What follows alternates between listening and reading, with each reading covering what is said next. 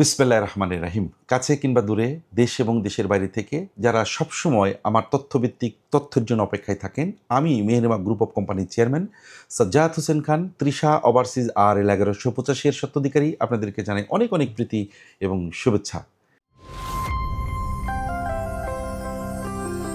Trisha international overseas limited, বিশ্বস্ত এবং আস্থার প্রতীক।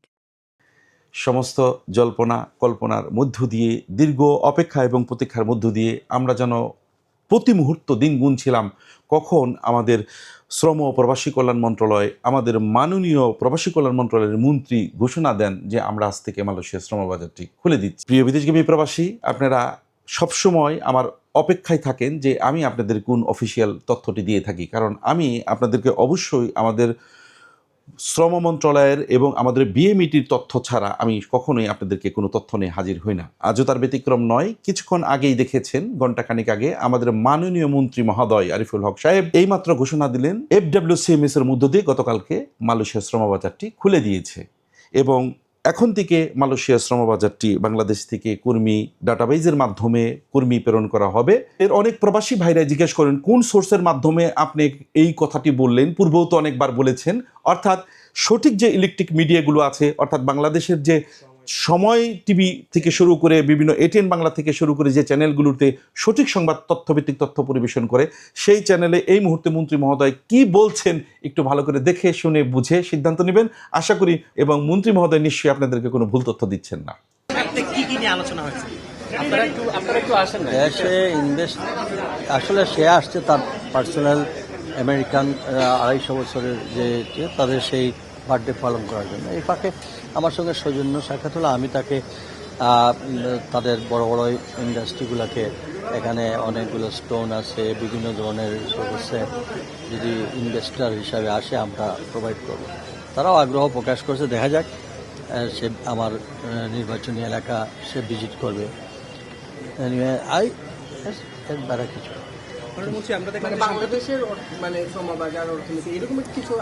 না, বাংলাদেশ শ্রমবাজার নিয়ে ওই তো তার সঙ্গে আমার রিলেটেড না, কারণ আপনার গতকালকে দেখছেন তো মালয়েশিয়া ইজ ওপেন। আমি বলছিলাম না জুলাইতে ওপেন সুন এস, যার দেখুন মিডল ইস্ট সব জায়গায় আমাদের শ্রমবাজার খুলে যাবে ইনশাল্লাহ। খুলে গেছে অলরেডি, মালয়েশিয়া গতকালকে খুলে গেছে।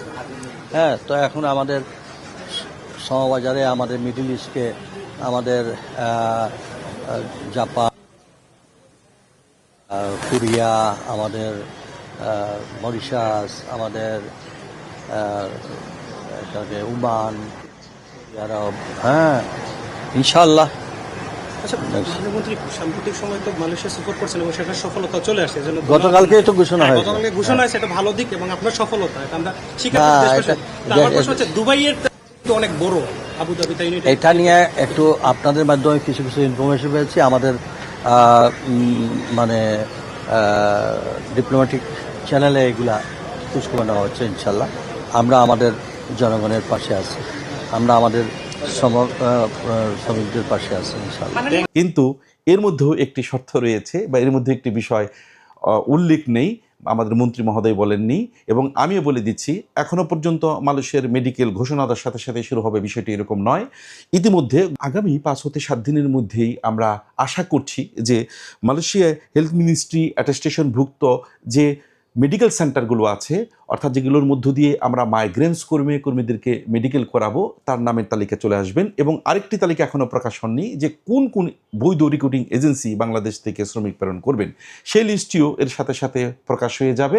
কিন্তু মালয়েশিয়াতে যারা যাবেন, ইতিমধ্যে যারা বিএমইটি রেজিস্ট্রেশন করেছেন, নিজ নিজ জেলা থেকে TTC সেন্টার থেকে ট্রেনিংটি সম্পন্ন করেছেন, তারা ফার্স্ট কাম ফার্স্ট ফ্লাইটেই যেতে পারবেন বলে আশা করছি।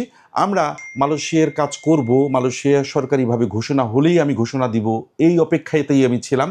কারণ একজন মন্ত্রী মহোদয় নিশ্চয়ই আপনাদেরকে একটি মিথ্যা আশ্বাস দিবেন না। কথা দিয়েছিলেন আমাদের মাননীয় মন্ত্রী মহোদয় জুলাইয়ের মধ্যেই মালয়েশিয়ার শ্রমবাজারটি খুলে দিবেন এবং আমাদের মাননীয় প্রধানমন্ত্রী মহোদয় আমাদের প্রবাসী শ্রমিকদের জন্য ব্যক্তিগতভাবে যে উদ্যোগ নিয়ে অল্প সময়ের মধ্যে মালয়েশিয়ার শ্রমবাজারটি খুলে দেওয়ার যে প্রক্রিয়াটি চালু করেছেন, আমরা রিক্রুটিং এজেন্সির পক্ষ থেকে আমাদের মাননীয় মন্ত্রী মহোদয়কে সাদর সম্ভাষণ জানাচ্ছি, শুভেচ্ছা জানাচ্ছি, অভিনন্দন জানাচ্ছি, যাতে করে এদেশের বেকার শ্রমিকরা জনপ্রিয় এই মালয়েশিয়ার শ্রমবাজারটির মধ্যে খুলে অন্ততপক্ষে বেকার কিছুটা হলেও লাঘব হয়। প্রিয় বিদেশগামী প্রবাসী, আপনাদেরকে মনে রাখতে হবে যে মালয়েশিয়াতে প্রতি বছরই যে পরিমাণ কোঠা থাকে যাওয়ার, কিন্তু শ্রমিক তার চেয়ে 10 গুণ মেডিকেল করে। তাই মালয়েশিয়াতে যাবেন, চেষ্টা করবেন যাকে খুশি তাকে দিয়ে যাবেন, একটি বৈধ রিক্রুটিং এজেন্সি, একটি বৈধ ডিমান্ডের ভিত্তিতে যাওয়ার চেষ্টা করবেন। অনলাইন প্ল্যাটফর্ম খুবই একটি বিপজ্জনক প্ল্যাটফর্ম। এখানে ইউটিউবার, ব্লগার, অনলাইনার কাউকে দেখে পাসপোর্ট টাকাতে জমা দিয়ে আপনাকে ঝুঁকিতে পড়া যাবে না। অর্থাৎ যারা প্রফেশনালি পূর্বে অনেক কর্মী মালয়েশিয়া প্রেরণ করেছেন, যারা মালয়েশিয়া রিলেটেড, অন্ততপক্ষে এই জায়গাটাতে আপনি মালয়েশিয়ার পাসপোর্টে জমাতে করলে যদি মালয়েশিয়া নিয়ে কখনো কোনো দুর্ঘটনা করে আপনার টাকাটি আমানত হিসাবে আপনি ফেরত পাবেন। তাই মালয়েশিয়াতে একটি বৈধ রিক্রুটিং এজেন্সির মাধ্যমে একটি বৈধ কোম্পানি দেখে আপনারা মালয়েশিয়া যাবেন, এবং কবে নাগাদ মেডিকেল হবে, কবে নাগাদ কোন কোন এজেন্সি কাজ করবে, তার ধারাবাহিক সিস্টেম অনুযায়ী আপনাদের সামনে তালিকা প্রকাশ হতে থাকবে। অপেক্ষা থাকুন, প্রতীক্ষায় থাকুন। তবে আমরা মালয়েশিয়া নিয়ে কোন কোন কোম্পানির সাথে কাজ করব, আমি যেহেতু মালয়েশিয়া নিয়ে বিগত 2 বছর যাবত লেগে আছি, আপনাদেরকে অনেকবার কন্টেন্ট দিয়েছি, খুলছে। আজ থেকে প্রায় 2-3 মাস আগে ঘোষণা দিয়েছিলাম, তখন ঠিকই মালয়েশিয়া কলিং হয়েছে, শুধুমাত্র মালয়েশিয়ার কলিং বাজারটি বন্ধ ছিল। সেটাও আজকে আমাদের মন্ত্রী মহোদয়ের ঘোষণার মধ্য দিয়ে মালয়েশিয়ার শ্রমবাজারটি, আশা করছি যে আমরা আগামী 1 সপ্তাহের মধ্যে কর্মীদেরকে মাইগ্রামস পদ্ধতির মাধ্যমে, FWCMS এর মাধ্যমে, ডাটাবাইজের মাধ্যমে আমরা কর্মী প্রেরণ করতে পারবো। আমরা মালয়েশিয়াতে প্রতি বছরই বিভিন্ন কোম্পানিতে কাজ করি। কী কোম্পানি কাজ করব, সম্ভাব্য কোন কোন কোম্পানির আমাদের অ্যাপ্রুভালগুলো ডান করা আছে, এবং আমি কিছুটা হলে আপনাদেরকে বলে দিচ্ছি। আমরা মালয়েশিয়াতে স্যামসাং SDN এনার্জি মালয়েশিয়ান যে কোম্পানি আছে সেটাতে আমরা কর্মী প্রেরণ করবো এবার, এবং মালয়েশিয়াতে ইন্টেল মালয়েশিয়া একটা কোম্পানি আছেন যে কোম্পানিতে আমরা কর্মী প্রেরণ করব, এবং তারই সাথে সাথে Daikin Malaysia, Samsung, Panasonic manufacturing কোম্পানিতে আমরা মালয়েশিয়াতে কর্মী প্রেরণ করব, এবং একটা কোম্পানিতে আমরা ফার্নিচারে কর্মী প্রেরণ করেছি গত বছর। অনেক কর্মী আমাদের এখানে গেছেন। সিন উইসাং ইন্ডাস্ট্রিয়াল যে কোম্পানিটি আছে, এই কোম্পানিতে আমরা ফার্নিচারের কর্মী এবার প্রেরণ করব, এবং তারই সাথে সাথে বিভিন্ন যেগুলো ফুড বেভারেজ কোম্পানি আছে, কোকাকোলা থেকে শুরু করে নেসলে মালয়েশিয়া যেটা আছে, এবং ডাস লেডি মালয়েশিয়াতেও আমরা এবার কর্মী প্রেরণ করব। সেই সাথে যারা, যেহেতু সকল সেক্টরে বাংলাদেশ থেকে মালয়েশিয়ার লোক নেবে, প্লান্টেশন সেক্টরে ফেলকা এবং ফেলডা বোথ মালয়েশিয়ান প্লান্টেশন কোম্পানিতে আমরা কর্মী প্রেরণ করবো বলে আশা করছি। কারণ এই কোম্পানিগুলোর সাথে যোগাযোগ, কমিউনিকেশন, অ্যাপ্রুভাল, লেভি সমস্ত কিছু প্রক্রিয়া করে আমরা এমন একটা স্টেজে অপেক্ষার ছিলাম, যখন আমাদের সঠিক সময়ে আমাদের মাননীয় মন্ত্রী মহোদয় ইলেকট্রিক সঠিক বিধির মাধ্যমে, আজকে যেহেতু বিভিন্ন ইলেকট্রিক মেয়েদেরতে এই সংবাদটি প্রচারিত হচ্ছে, অর্থাৎ আজ থেকে কার্যক্রমের যে বাধা প্রতিবন্ধকতা ছিল এটা দূর হলো, এবং আশা করি আমরা আগামী কয়েকদিনের মধ্যেই কর্মীদের ডাটাবাইজের মাধ্যমে কর্মী প্রেরণ করতে সক্ষম হব। এই ছিল মালয়েশিয়ার জন্য আজকে অত্যন্ত খুশির খবর, যে খুশির খবরটির জন্য আপনারা দীর্ঘদিন অপেক্ষা করেছেন।